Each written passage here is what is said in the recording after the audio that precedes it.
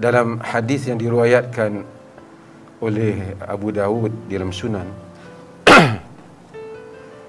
daripada Anas, kata Anas innahu kana ma'a Rasulillah sallallahu alaihi wasallam jalisan wa rajulun yusalli wa yad'u Allahumma inni as'aluka bi anna lakal hamd la ilaha illa anta al-mannan badi'us samawati wal ard, atau boleh dibaca juga badi'us samawati wal ard ya dzal jalali wal ikram ya hayyu ya qayyum.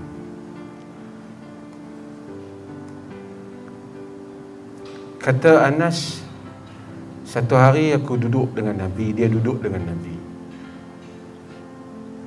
Ada satu orang lelaki, dia salat. Kemudian dia doa, Allahumma inni as'aluka, ya Allah, aku meminta daripadamu, bi anna lakal hamd, sesungguhnya bagimu lah pujian, la ilaha illa anta, tidak ada ilah melainkan engkau, al-mannan, yang sangat memberi, badi'as samawati wal ard, penghias langit dan bumi, ya dzal jalali wal ikram, wahai dzal jalali wal ikram, yang mempunyai kemuliaan dan yang memuliakan, ya hayyu ya qayyum, wahai hayy wahai qayyum, yang maha hidup, the ever living, dan ya qayyum, qayyum ni terjemah Melayu apa? Yang menegakkan segala kehidupan, the sustainer of all existence, kan? Yang Nabi dengar, Nabi kata, qad da'allaha bismihil azim alladhi idha su'ila bihi ajab, alladhi idha du'iya bihi ajab wa su'ila bihi a'ta. Nabi kata dia telah doa dengan nama Allah yang maha besar, yang dengan doa, dengan nama itu, kalau satu orang berdoa dengan Tuhan, Tuhan akan jawab, dan jika meminta, dia akan beri.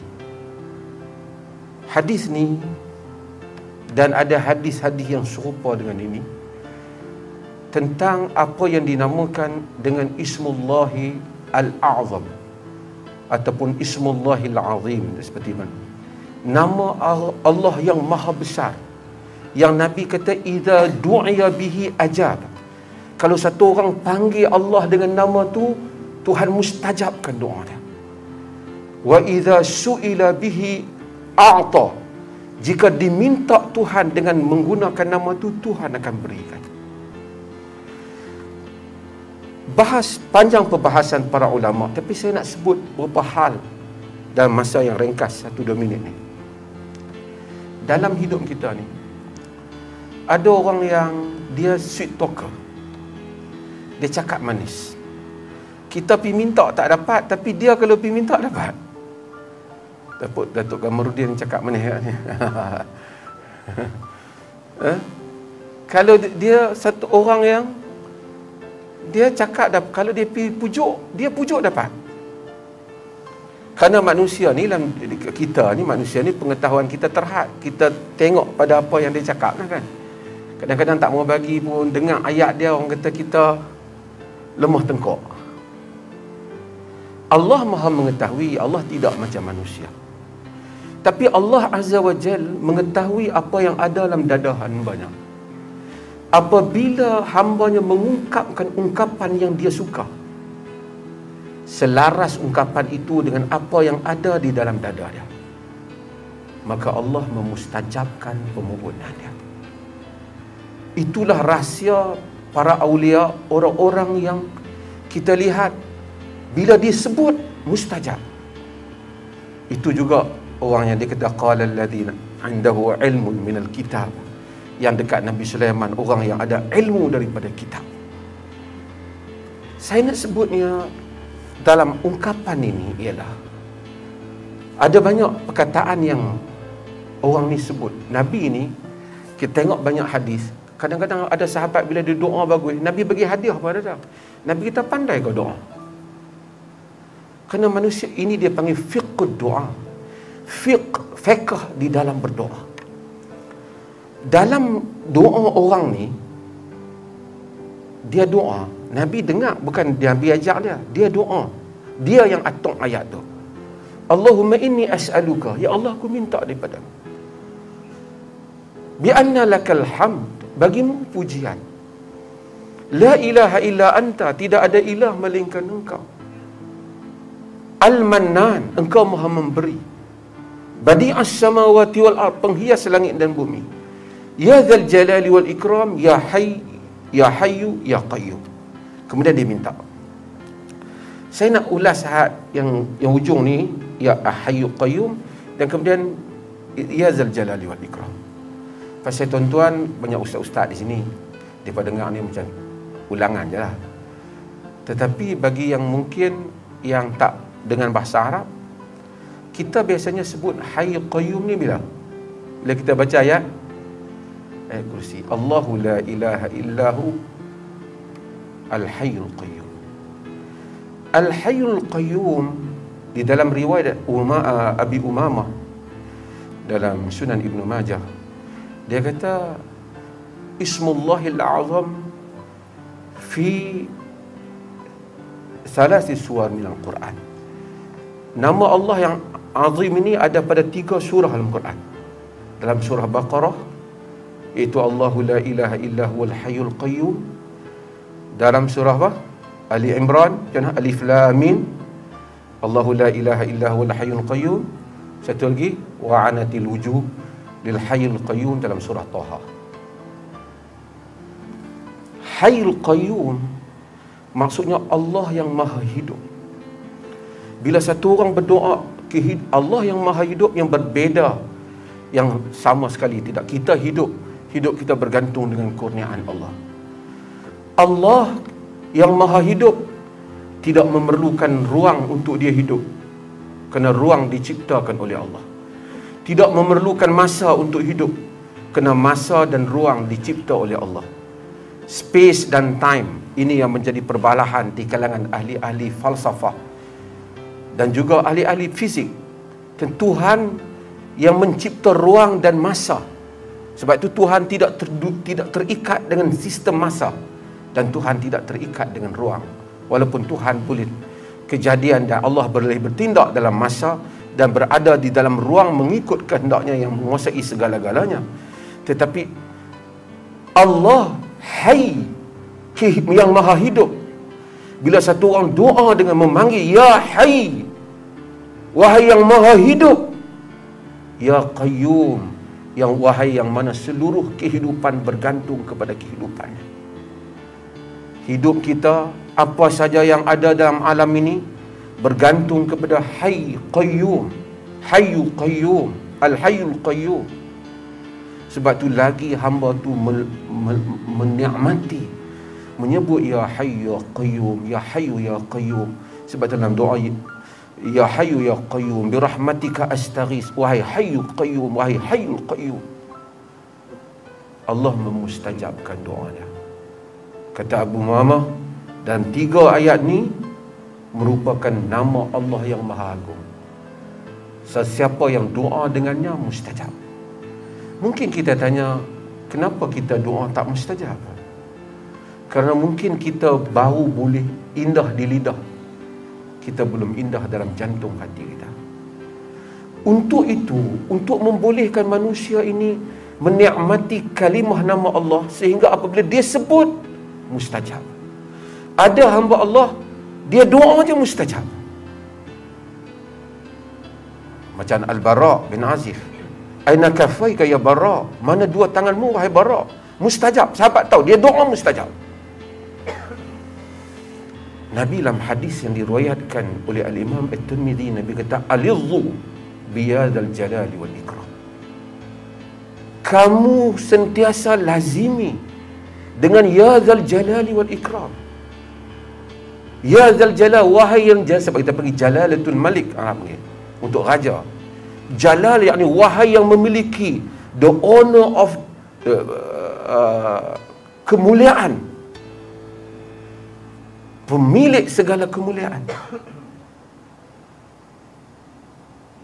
Dan ikram kepada memuliakan. Kerana ada orang memiliki, tapi kita orang yang kaya belum tentu dimuliakan oleh Tuhan. Tapi kalau Allah mulia, walaupun dia sapu sampah, dia mulia di sisi Allah.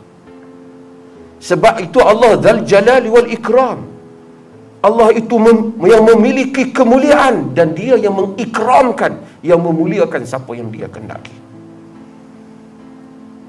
Sebab itu Nabi kata sebut, Ya Dzal Jalali wal Ikram, alidhu Ya Dzal Jalali wal Ikram, Ya Dzal Jalali wal Ikram, Ya Dzal Jalali wal Ikram, sehingga nama itu benar-benar terpahat dalam diri kita. Ketika itu mustajab doa kita. Mustajab. Sebab itu Ya Hayyu Ya Qayyum, Ya Dzal Jalali wal Ikram. Tapi Ya Dzal Jalali wal Ikram, Ya Hayyu Ya Qayyum. Apa artinya? Nabi SAW menyuruh kita membanyakkan istighfar. Sekali pun dah minta ampun dah. Kerana tak sama manusia ini. Kalau kita astaghfirullah, dan termasuk salah satu lafaz istighfar ialah astaghfirullah alladzi la ilaha illa huwal hayyul qayyum wa atubu ilaik. Kenapa Nabi suruh istighfar banyak kali? Kerana manusia ni kalau sekali kadang-kadang astaghfirullah, dia tak rasa. Maksud tak seiring lidahnya dengan apa yang ada dalam diri dia. Tapi bila dia ulang 70 kali, bagi makna banyak dalam bahasa Arab, 100 kali. Kata Syekhul Islam Ibn Taymiyah, aku istighfar kadang-kadang sehari 1000 kali, sehingga Allah membukakan untuk aku apa yang tak dibuka. Sebab tu keajaiban istighfar yang banyak. Kerana lagi banyak orang tu istighfar, lagi makna permohonan keampunan itu terlekat di dalam jantung dia. Lagi banyak orang tu kata Ya Dzal Jalali wal Ikram, Ya Hayyu Ya Qayyum. Bila dia melaziminya, kita akan melihat kemustajaban doa hamba-hamba Allah di muka bumi ini. Sebab itu ada hamba Allah yang kita tengok dia doa saja mustajab. Dia minta saja dia dapat. Bukan kerana pengetahuan dia lebih pada pengetahuan kita, tetapi makna kalimah, makna nama Allah yang Allah kata walillahil asmaul husna fad'uhu biha. Bagi Allah itu asmaul husna, kamu doalah dia, mintalah ke Allah dengan menggunakan nama itu. Sebab itu ada faedah mempelajari asmaul husna. Maka ini dua nama yang besar. Ya Hayyu Ya Qayyum, Ya Dzal Jalali wal Ikram, Ya Hayyu Ya Qayyum, Ya Dzal Jalali wal Ikram. Kalau seseorang melaziminya, dia akan melihat keajaiban dalam hidupnya. Apa yang dikatakan mustahil oleh orang akan dia perolehi. Apa yang disangka tidak boleh oleh orang lain, dia akan mendapatkannya. Kerana dia bergantung kepada Al-Hayy yang maha hidup, Al-Qayyum yang menegakkan segala kehidupan. Ya Dzal Jalali wal Ikram, Dzul Jalali wal Ikram. Quran kata wa yabqa wajhu rabbika dzul jalali wal ikram. Dalam surah Ar-Rahman, tabarakasmu rabbika dzil jalali wal ikram. Bukan Tuhan saja berkat, tabarakasmu rabbika, maha berkat nama tu berkat. Quran kata maha berkat nama dzil jalali wal ikram. Nama tu bukan zat saja, nama tu berkat. Tu tabarakasmu rabbika dzil jalali wal ikram. Nama itu berkat. Sebab itu orang kata Ya Dzal Jalali wal Ikram, Ya Dzal Jalali wal Ikram. Mustajab. Tak perlu manusia pergi cari buku senjata untuk lebay, rahsia petua untuk guru, macam mana nak bagi jadi benda pelik-pelik. Quran telah mengajar, sunnah telah mengajar kita. Hari-hari pun kita baca Allahu la ilaha illa huwal hayyul qayyum. Mudah-mudahan insya-Allah kita melazimi dua nama ini dan kita akan melihat keberkatan nama ini dan keajaibannya di dalam kehidupan kita insya-Allah. Menjunjung kasih pada duli-duli tuanku. Sekian, wassalamualaikum warahmatullahi wabarakatuh.